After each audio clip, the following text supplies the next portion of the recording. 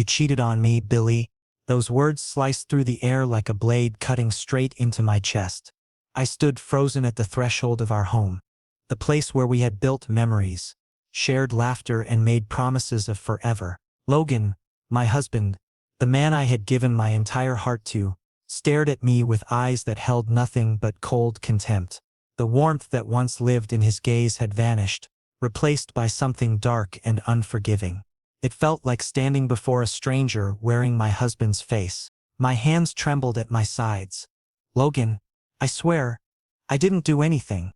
The words came out weak, barely audible, as if my voice itself was afraid of what might come next. I wanted him to look deeper, to see past whatever poison had been fed to him, to remember who I was, who we were together. But he turned his face away from me, like I had become invisible, like I had already ceased to exist in his world. Stop lying to my face. His voice cracked with anger and exhaustion, a dangerous combination that made my stomach twist. You and Ethan, you destroyed everything we had. Billy, everything. The accusation hung heavy in the space between us, and I could feel the distance growing with every passing second. I knew someone had planted these thoughts in his mind, someone who whispered lies in the darkness while I slept soundly, believing our love was unshakable. And I knew exactly who that someone was. Nolan, my best friend since college, the person I trusted with my deepest secrets and darkest fears. I shook my head desperately, feeling panic rise in my throat. Logan, please listen to me. Ethan is just a colleague from work. You know me. You know I would never. My voice broke as tears threatened to spill over. Nolan is lying to you. He's twisting everything. Nolan told me the truth. Logan's voice exploded through the room, making me flinch. He saw you with his own eyes. Billy, you and Ethan outside the office building, late at night. He watched you embrace him. He saw everything. The ground seemed to shift beneath my feet. This was more than a misunderstanding. This was a carefully constructed trap, and I had walked right into it without even knowing the snare was there. Nolan had orchestrated this entire nightmare, spinning a web of deceit so convincing that even Logan, who claimed to love me more than life itself, believed it without question.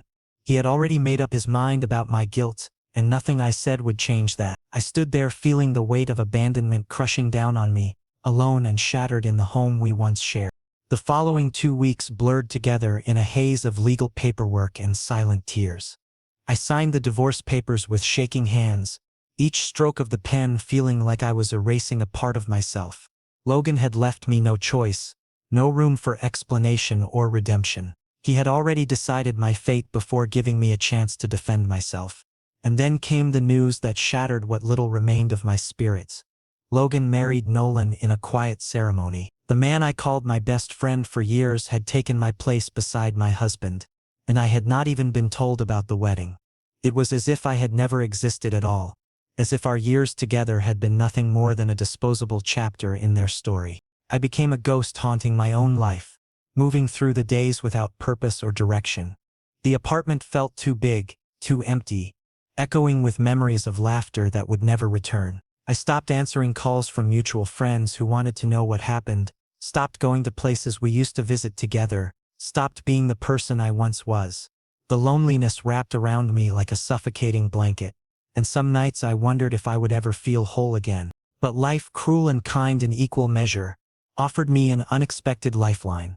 A new job opportunity appeared when I least expected it, a position at a prestigious marketing firm, with better pay and a fresh start far from the wreckage of my past. I took it without hesitation, desperate to escape the constant reminders of everything I had lost.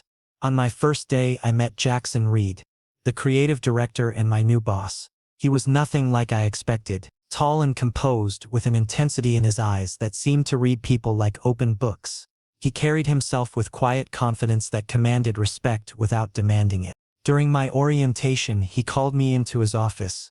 The space was minimalist and organized, reflecting the precision he brought to his work.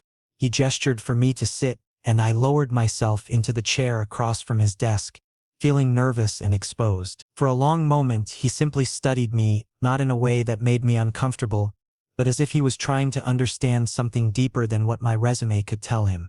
Billy, he began, his voice steady and calm.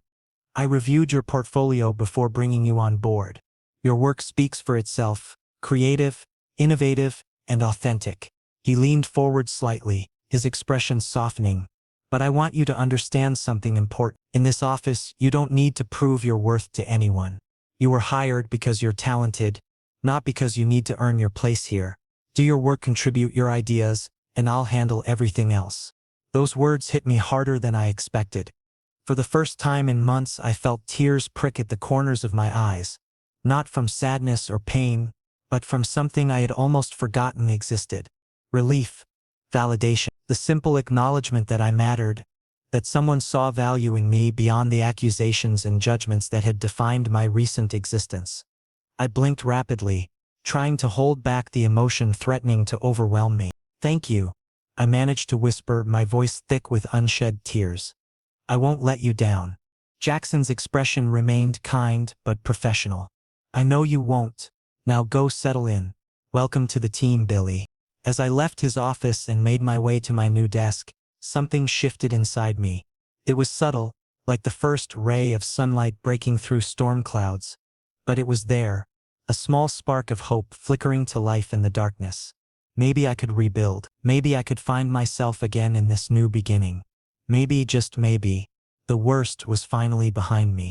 I sat down at my workstation, surrounded by new faces and possibilities, and for the first time since Logan spoke those devastating words at our doorway, I allowed myself to believe that survival was possible. I didn't know what the future held, but I knew one thing with absolute certainty.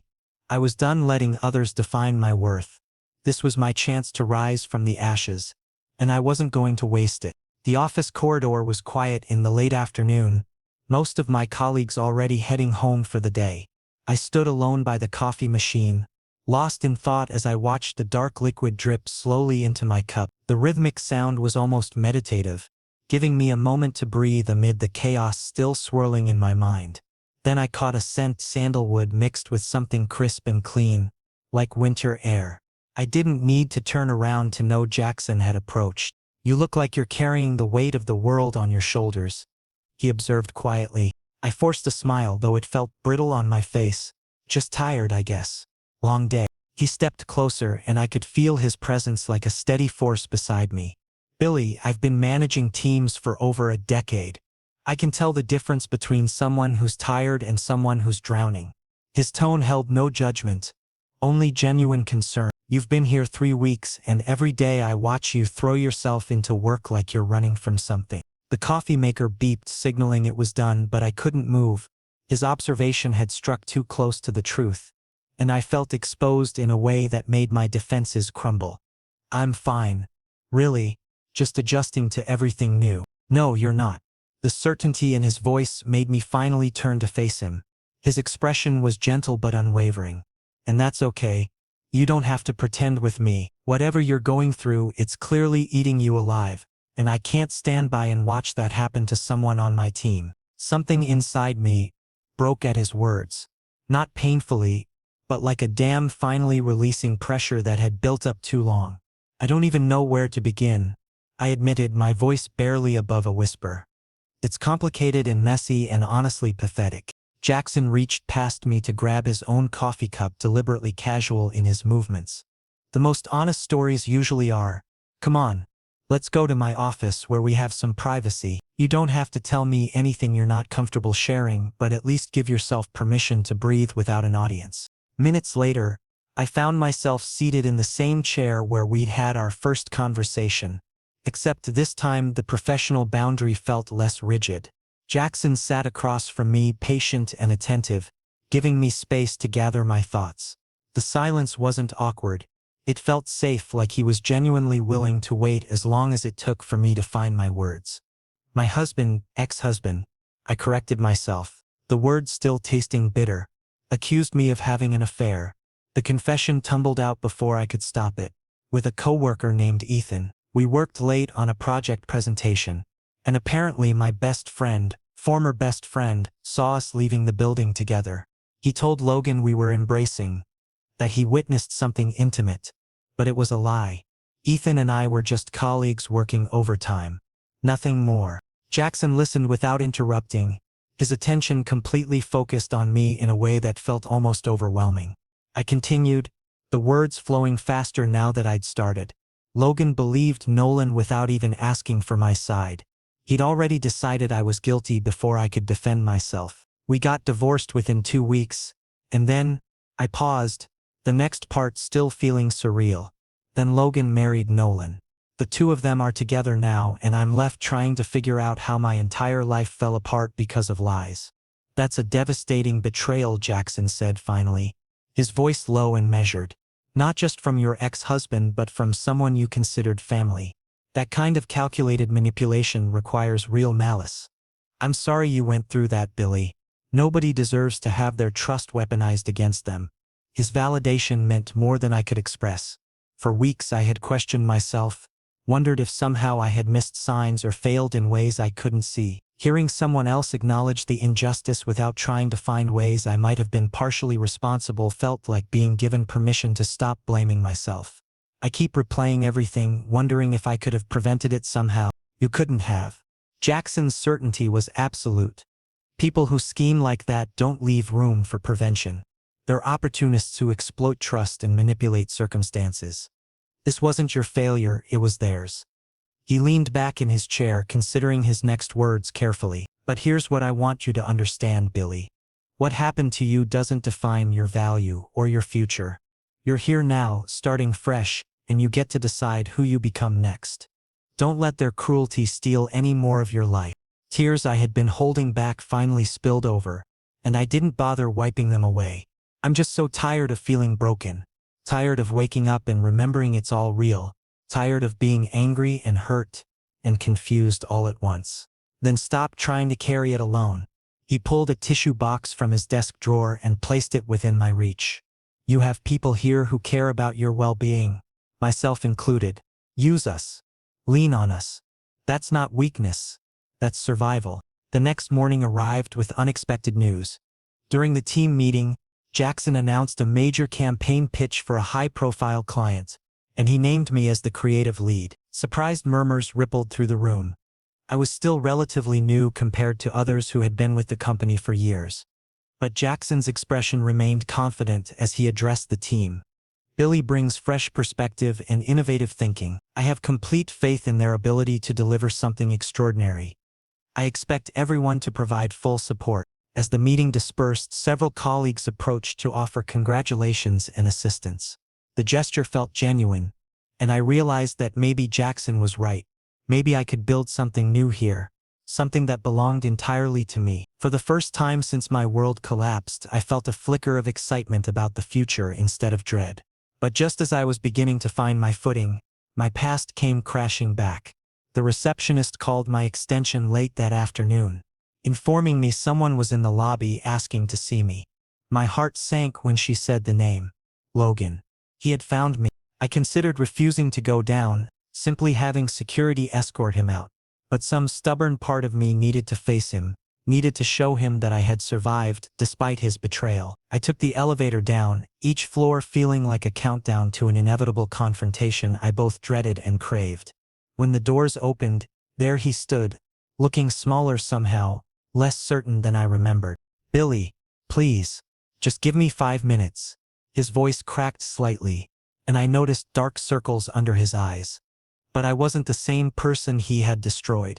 That version of me was gone forever, replaced by someone stronger and less willing to accept crumbs of regret disguised as apology. The lobby buzzed with afternoon activity. People coming and going, phones ringing at the reception desk, the usual symphony of a busy workplace. But all I could focus on was Logan standing before me, looking diminished in ways that had nothing to do with physical appearance. He had lost weight, his clothes hanging slightly loose on his frame, and there was a haunted quality in his eyes that hadn't been there before. Good, a bitter part of me thought. He should look haunted after what he did. 5 minutes, I said coldly, crossing my arms. Talk. Logan glanced around nervously, aware we had an audience of passing employees. Can we go somewhere more private? Maybe outside? No. Whatever you need to say, you can say it right here. You didn't care about privacy when you accused me in our home, so I don't see why I should extend you that courtesy now. My words were sharp, deliberate, designed to cut the way his had cut me. He flinched but nodded, accepting my terms. You're right. I don't deserve your kindness. He took a shaky breath. Billy, I made a terrible mistake.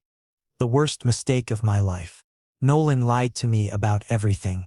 About seeing you with Ethan, about the affair, all of it. He fabricated the entire story because Logan's voice dropped to barely audible, because he was in love with me and wanted you out of the picture. He admitted it last week during an argument. The revelation should have felt vindicating, but instead it just felt empty. So let me understand this correctly, I said slowly, my voice dangerously calm. You're telling me that after destroying our marriage, humiliating me and replacing me without a second thought, you've now discovered the truth, and you thought the appropriate response was to show up at my workplace, as if that changes anything. I know I can't undo what happened. Desperation crept into his tone. But I need you to know I was manipulated. Nolan showed me doctored photos, fabricated text message screenshots. He went to elaborate lengths to make his lies convincing. I thought I was protecting myself from being played for a fool, but I was the fool all along. A bitter laugh escaped me. You want sympathy for being manipulated? What about me, Logan? What about how I begged you to believe me, to trust what we had built together? You looked me in the eyes and chose to believe someone else over your own spouse. That wasn't manipulation. That was a choice you made. Own it. You're absolutely right. Tears began streaming down his face, and he made no effort to hide them. I chose wrong. I let paranoia and insecurity cloud my judgment. I threw away the best thing in my life, because I was too proud and too stupid to see the truth. And now I've lost you and I deserve every bit of this pain. Part of me wanted to feel satisfaction watching him break down, but I just felt numb. Why are you really here, Logan? What do you want from me? I want to make things right. He stepped closer and I instinctively stepped back. I want us to start over, to rebuild what we had. I know it won't be easy, and I know I'll have to earn back your trust, but I'm willing to do whatever it takes. Please, Billy. I still love you. The words I had once longed to hear now rang hollow and meaningless. You don't love me, Logan. You love the idea of not being wrong. You love having someone to come home to after your new marriage imploded. But you don't actually love me because if you did, you would have fought for me when it mattered. You would have demanded proof instead of accepting lies. You would have been the partner I needed you to be. That's not fair, he started, but I cut him off. Fair? You want to talk about fair? My voice rose despite my efforts to stay calm. You married my best friend 2 weeks after our divorce. You didn't even wait long enough for the ink to dry on our papers before replacing me. So don't stand here and talk to me about fairness when you showed me exactly how little I meant to you. The elevator behind me dinged and I heard footsteps approaching. Then Jackson's voice cut through the tension. Billy, is everything all right here? I turned to see him standing a few feet away, his expression professional but his eyes sharp with protective concern. The sight of him steady, reliable, present, reminded me that I had built something new, something that didn't include the wreckage Logan represented. Everything's fine, I assured him. My ex-husband was just leaving. Logan's gaze shifted between Jaxon and me, and I watched realization dawn across his features. Are you two together? The question came out accusatory, as if he had any right to judge my choices. That's absolutely none of your business, Jaxon responded before I could answer. But what is my business is ensuring my employees feel safe in their workplace. Billy has asked you to leave. I suggest you respect that request before I have security escort you out. Logan looked back at me one final time, desperation and regret warring in his expression. I'll always love you, Billy. When you're ready to forgive me, I'll never be ready. I interrupted firmly. Because forgiveness requires trust, and you obliterated any trust I could ever have in you. Move on, Logan. Find someone else to absolve you of your guilt. I'm done being your emotional support through consequences you created. He stood there for another moment, perhaps hoping I would change my mind, before finally turning and walking toward the exit. I watched him leave, expecting to feel triumph or closure, but instead I just felt tired. Tired of rehashing the same pain, tired of giving him space in my thoughts, tired of letting his choices continue to impact my present. Are you okay? Jaxon asked quietly once Logan had disappeared through the revolving doors. I nodded, realizing with some surprise that I actually meant it. Yeah, I think I am. Or at least I will be. I looked up at him, finding genuine concern in his expression. Thank you for intervening. You didn't have to do that. Yes, I did. His response was immediate and certain. Nobody gets to make you uncomfortable in a space where you should feel secure. That includes ex-husbands who don't understand what they lost. He hesitated before adding, if you need the rest of the afternoon off, I can reassign your meetings. No, I said, straightening my shoulders. I have work to do and I'm not letting him disrupt my life any more than he already has. I'm ready to move forward. As we walked back to the elevators together, I realized something had shifted. The encounter with Logan hadn't destroyed me. It had shown me how far I'd already come. I wasn't the broken person who signed those divorce papers anymore. I was rebuilding, healing, becoming someone stronger, and for the first time I believed that strength would last. The weeks following Logan's departure brought subtle changes I hadn't anticipated. Jaxon's presence in my daily routine shifted from purely professional to something warmer, more personal. It started with small gestures. A coffee appearing on my desk during particularly stressful mornings. A text message checking if I'd eaten lunch during tight deadlines, or a casual "don't stay too late tonight, you need rest," as he passed my workstation in the evenings. These seemingly insignificant moments accumulated like drops of water filling an empty well, and I found myself looking forward to them in ways that both thrilled and terrified me. After everything with Logan, the idea of opening my heart again felt like standing at the edge of a cliff, knowing one wrong step could send me plummeting into the same darkness I'd barely escaped.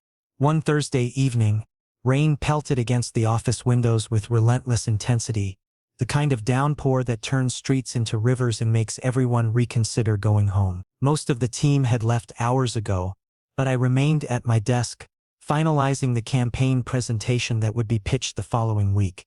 The rhythmic drumming of rain created a cocoon of sound that made the vast office feel intimate and isolated.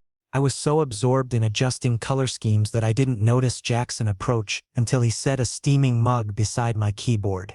The rich aroma of hazelnut coffee, my favorite, pulled my attention away from the screen. When I looked up, he was smiling in that understated way of his, the kind that reached his eyes and made something warm bloom in my chest. Thought you could use this. The temperature dropped significantly with the storm. His voice was low, considerate of the quiet atmosphere we'd created. You're a lifesaver, I replied, wrapping my hands around the mug's warmth. As I lifted it to take a sip, I noticed a yellow sticky note attached to the side. The handwriting was unmistakably his. Neat, precise, confident. The message read, "You deserve laughter, not tears. I intend to make sure you get it." Something cracked open inside my chest, a protective wall I'd built brick by careful brick suddenly developing fissures. My eyes stung with unexpected emotion, and when I raised them to meet Jaxon's gaze, he was watching me with an expression so tender it made breathing difficult. "Why do you do things like this?" The question emerged softer than intended, vulnerable in ways I hadn't been with anyone since my world collapsed. "Why do you care so much about what happens to me?" Jaxon pulled over a chair from the neighboring desk and sat down, eliminating the physical distance between us until we were close enough that I could see flecks of gold in his dark eyes. "Because watching you smile brings me more peace than anything else in my life," he answered without hesitation. "Because your happiness matters to me in ways I can't fully articulate. And because," he paused, seeming to weigh his next words carefully, "because I've fallen completely in love with you, Billy. This isn't something I planned or expected, it just happened. Gradually and then all at once." The confession hung between us like a physical thing, beautiful and terrifying. My heart hammered against my ribs so forcefully I was certain he could hear it. You're in love with me." I needed to hear it again, needed confirmation that this wasn't wishful thinking or exhaustion playing tricks on my perception. "Hopelessly so," he confirmed, reaching out to take my hand in both of his.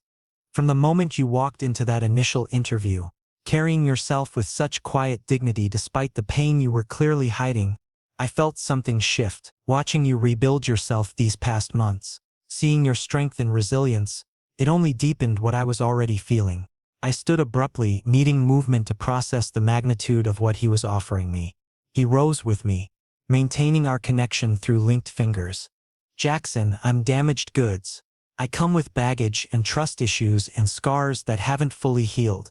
You deserve someone whole. Someone who— Stop, he interrupted gently but firmly. You are not damaged, Billy. You're healing, which is entirely different. And I'm not interested in someone without history or complexity. I'm interested in you exactly as you are. Scars included. The sincerity in his voice demolished my remaining defenses. I care about you too, I admitted, the words feeling simultaneously like a confession and a liberation. More than I thought I was capable of caring about anyone again. You've shown me kindness when I expected judgment, patience when I deserved frustration, and hope when I'd given up on finding it. I don't know if what I'm feeling is love yet, but it's something strong and real and frankly terrifying. A smile broke across Jaxon's features, transforming his usually composed expression into something boyish and unguarded. Terrifying is good. It means it matters. And I'm not asking you to have everything figured out right now. I just needed you to know where I stand, what my intentions are. We can take this as slowly as you need. What if I don't want to go slowly? The boldness of my own questions surprised me. But standing there with rain hammering against glass and his hands warm around mine, I realized I was tired of letting fear dictate my choices. What if I want to take a chance on this? On us, even though it scares me?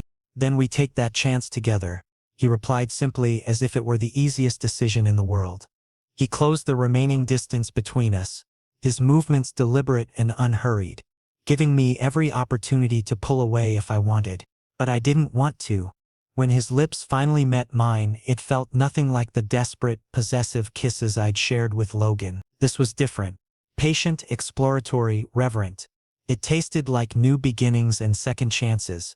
Like all the pieces of myself I thought were permanently broken suddenly finding their way back together. When we finally separated, both slightly breathless, I rested my forehead against his and laughed. A sound of pure, uncomplicated joy that felt foreign after months of carrying such heavy emotions. I can't believe this is happening. Believe it, Jaxon murmured against my temple. Because I'm not going anywhere, Billy. Not tomorrow, not next month, not ever. You're stuck with me now. The promise should have felt overwhelming, but instead it settled over me like a comfortable blanket. Warm, secure, exactly what I needed without knowing I needed it. Outside, the storm continued its assault on the city, but inside our small bubble of office lighting and possibility, everything felt perfectly calm. We stood there for a long time, wrapped up in each other while the rain played its percussion symphony against the windows.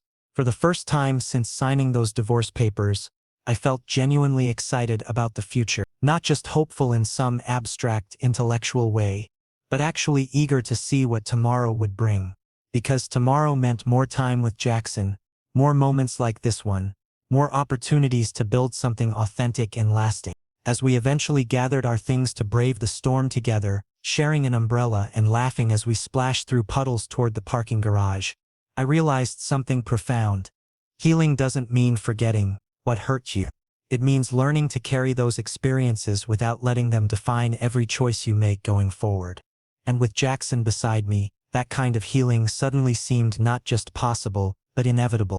3 weeks into our relationship, I learned that happiness makes you complacent. You start believing that maybe, just maybe, the universe has decided to stop throwing obstacles in your path.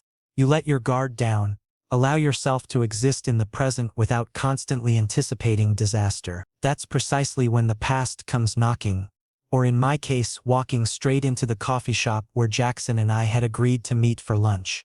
I was already seated at a corner table, reviewing campaign analytics on my tablet, when I felt the atmosphere shift. That particular awareness that comes from being watched raised the hairs on the back of my neck. When I looked up, my stomach dropped. Logan stood near the entrance with Nolan hovering behind him like a shadow, both looking decidedly worse for wear than when I'd last seen them. They approached my table with the hesitant steps of people who know they're not welcome but are too desperate to care. Logan's face bore the marks of sleepless nights.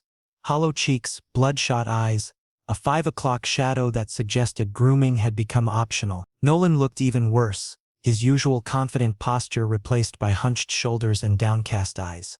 "Billy, please don't leave," Logan's opening words came out rushed, desperate. Just hear us out. 5 minutes.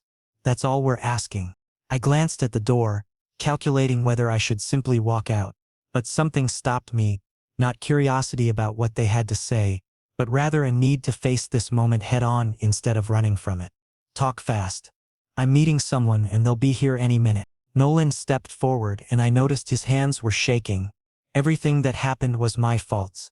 I manipulated the situation, created false evidence, exploited Logan's insecurities. I was obsessed with him and couldn't stand that he chose you over me years ago. So I orchestrated your downfall. The confession should have brought satisfaction, but I felt nothing except mild annoyance at having my lunch interrupted. I already figured that out. Is there a point to this confession, or are you just here to assuage your guilt? I'm here to beg for your forgiveness, Nolan continued, his voice cracking. What I did was unforgivable. I know that. But Logan is falling apart without you. Our marriage was a mistake built on lies and resentment. He never stopped loving you, Billy. And somehow that's supposed to make me feel sympathetic? I kept my tone level, refusing to give them the emotional reaction they clearly wanted. You both made choices. You orchestrated a betrayal and Logan chose to believe you without question. Those were conscious decisions by adults who understood consequences. Logan sank into the chair across from me uninvited. I was an idiot. A jealous, insecure idiot who destroyed the best thing in his life because I was too proud to trust what we had. But we can fix this. We can go to counseling, rebuild from the ground up. I'll spend the rest of my life making this up to you. No, you won't, I stated flatly, because I don't want you to. I don't want your apologies or your grand gestures or your promises of being better. What I want is for you to leave me alone and let me live my life without your presence dragging me backward. There's someone else, isn't there? Logan's expression shifted from pleading to accusatory. That's why you're being so cold. You've already replaced me. Before I could respond, Jackson's voice cut through the tension. She hasn't replaced anyone. She simply moved forward with someone who actually values her. He stood beside our table, his posture relaxed but his eyes hard as steel. I believe Billy asked you to leave. I suggest you respect that request. Logan stood, and for a moment I worried things might escalate physically. But then something in his expression crumbled, the fight draining out of him like water from a broken vessel. You don't understand what you're throwing away, he said quietly, looking only at me. We had years together. That has to count for something. It counted for everything, I replied, finally allowing some emotion to seep into my voice. Right up until the moment you decided it counted for nothing.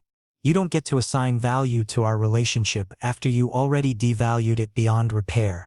Those years we share, they taught me exactly what I don't want in a partner. So in a way, I suppose I should thank you. The words landed like physical blows, and I watched Logan absorb each one with visible pain. Part of me, a very small part, felt guilty for being so harsh, but the larger part, the part that had spent months rebuilding from rubble, felt only a grim satisfaction at finally speaking my truth without softening its edges. We should go, Nolan said quietly, placing a hand on Logan's arm. For the first time, I noticed genuine remorse in his expression, not the performative guilt of someone seeking absolution. We've said what we came to say. The rest is up to Billy. The rest was decided the moment you both chose deception over honesty. I corrected. There's nothing left to decide. They left without further argument, and I watched through the window as they climbed into a car and drove away, hopefully out of my life for good. The entire encounter had lasted less than 10 minutes, but I felt exhausted as if I'd run a marathon. Jaxon slid into the seat Logan had vacated, reaching across the table to take my hand. That looked intense. Are you okay? I'm better than okay, I realized with some surprise. I'm free. Seeing them didn't hurt the way I thought it would. I felt nothing. Indifference, maybe, but not pain, not longing, not even significant anger, just a mild irritation that they interrupted my afternoon. That's called healing, Jaxon said with a gentle smile. When your past stops having power over your present. When you can face the people who hurt you and feel nothing because you've genuinely moved beyond what they represent. He was right. Standing in that office lobby months ago, hearing Logan's confession and apologies, I had still felt raw and wounded. But now, after everything Jaxon and I had built together, Logan and Nolan seemed like characters from someone else's story, distant, irrelevant, no longer connected to who I was becoming. "Thank you for being here," I said, squeezing his hand. "Not just now but for everything. For showing me what it actually looks like when someone chooses you consistently, not just when it's convenient." "That's not something you need to thank me for," Jaxon replied. "That's just basic human decency. The fact that you see it as exceptional says more about what you've endured than anything else." We ordered lunch and spent the next hour talking about everything except my ex-husband and his co-conspirator. And somewhere between discussing our upcoming presentation and debating the merits of various dessert options, I realized I had finally truly completely let go of the life I thought I was supposed to have. This life, the one I was actively building with intention and care, was infinitely better. 6 months transformed my entire existence in ways I couldn't have imagined during those dark days of signing divorce papers and questioning my worth. Jaxon and I had settled into a rhythm that felt both exciting and comfortable, a rare combination I'd learned not to take for granted. We'd moved in together after 3 months of dating, a decision that felt surprisingly natural despite my initial reservations about rushing into anything. His apartment, now our apartment, reflected both our personalities. My artwork adorned walls alongside his vintage movie posters, our books mingled on shared shelves, and the kitchen cabinets held an eclectic mix of my tea collection and his extensive spice rack. It was a home in the truest sense, built on compromise and mutual respect rather than one person dominating the space. Work had become more fulfilling as well. The campaign I'd led secured a major client, earning praise from upper management and a promotion to senior creative director. Jaxon had been my biggest cheerleader throughout, celebrating my victories without ever making them about him or diminishing my accomplishments. He understood the importance of maintaining professional boundaries at the office while supporting me unconditionally at home. On a crisp Saturday evening in early autumn, Jaxon suggested we have dinner on the rooftop terrace, a space we rarely used despite its stunning city views. "Just feel like mixing things up," he'd said casually, though I noticed a certain energy about him, an excitement barely contained beneath his usual calm exterior. When I stepped onto the terrace after changing out of my weekend loungewear, my breath caught. String lights crisscrossed the space in delicate patterns, casting everything in a warm, golden glow. A small table sat in the center, draped with white linen and set with our nicest dishes, the ones we'd bought together at an estate sale, laughing about how domestic we'd become. Candles flickered in glass hurricanes, their flames dancing in the gentle breeze, and a small bouquet of wildflowers served as the centerpiece. "What's all this?" I asked, though my accelerating heartbeat suggested I already knew, or at least hoped I knew. Jaxon emerged from behind one of the planter boxes, looking nervous in a way I'd never seen him. He was always so composed, so certain of himself, but right now he looked vulnerable and hopeful and absolutely out of fully. "This is me trying to create a moment worthy of what I'm about to ask you." He crossed the space between us and took both my hands in his palms slightly clammy despite the cool evening air. "Billy, these past 6 months have been the most genuine, fulfilling period of my entire life. You've challenged me, supported me, made me laugh when I took myself too seriously, and shown me what partnership actually looks like when both people show up equally." My throat tightened with emotion as he continued, his voice steady despite the nervousness in his eyes. "I don't believe in soulmates or destiny or the idea that there's only one person meant for each of us. But I do believe in choice. And every single day, I choose you. I choose us. I choose the life we're building together with all its mundane routines and extraordinary moments." He released one of my hands to reach into his pocket, pulling out a small velvet box. When he opened it, the ring inside caught the candlelight. A simple platinum band with a single sapphire, elegant and understated. Exactly my taste. "So I'm asking you to choose me back permanently. Marry me, Billy. Not because we need a piece of paper to validate what we have, but because I want to stand in front of everyone we care about and publicly declare that you're my person, my partner, my home." Tears streamed down my face before I could even attempt to stop them. But these were the good kind, the kind that come from overwhelming joy rather than devastating pain. "Yes," I managed to choke out. "Absolutely yes. I choose you, Jaxon." I choose us. Every day, for the rest of my life. He slipped the ring onto my finger with trembling hands, and then we were kissing and laughing and crying all at once. A beautiful mess of emotions too big to contain.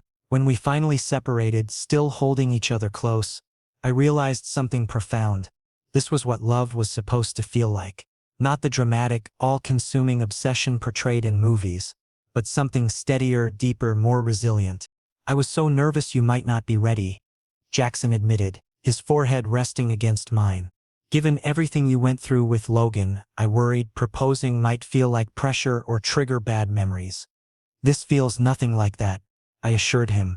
With Logan, even at our best moments, there was always an undercurrent of insecurity, a sense that I had to perform or prove myself worthy of his love. With you, I just get to exist. You see all my flaws and mess and damaged parts, and somehow you still think I'm worth choosing.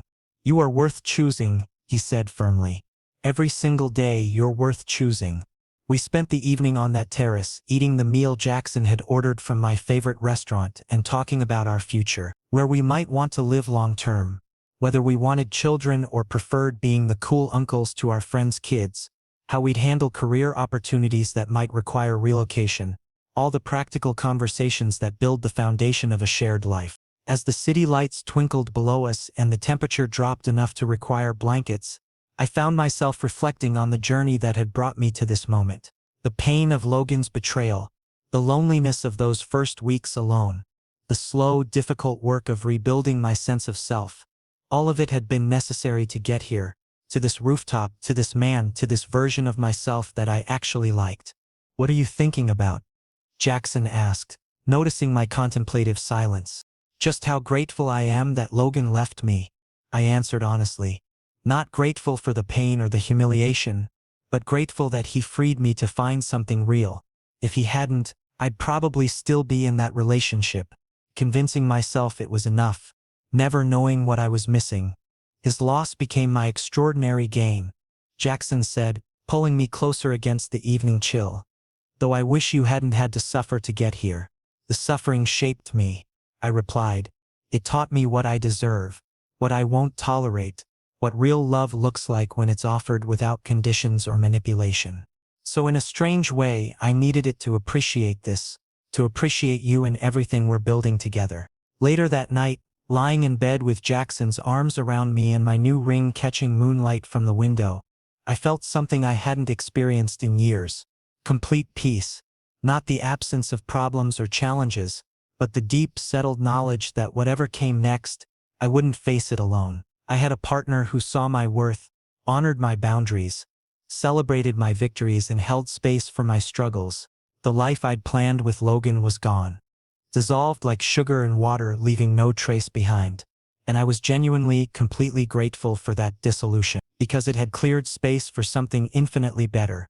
A life built on authenticity, mutual respect, and the kind of love that doesn't demand you shrink yourself to fit someone else's expectation. As I drifted toward sleep, I whispered into the darkness, "I love you, Jaxon Reed." "I love you too, Billy," he murmured back. "Today, tomorrow, and every day after that." And I believed him. Because unlike the promises Logan had made and broken, Jaxon's words were backed by consistent action, by showing up day after day, by choosing me when it was easy and when it was hard. That was the difference between love as a noun and love as a verb, between saying pretty words and actually doing the work. I had survived abandonment and betrayal. I had rebuilt myself from ruins. And now I was choosing to build something new with someone who had earned my trust through patience and consistency, rather than demanding it as an entitlement. This was my second chance, my new beginning, my proof that endings, no matter how painful, can lead to something more beautiful than what came before.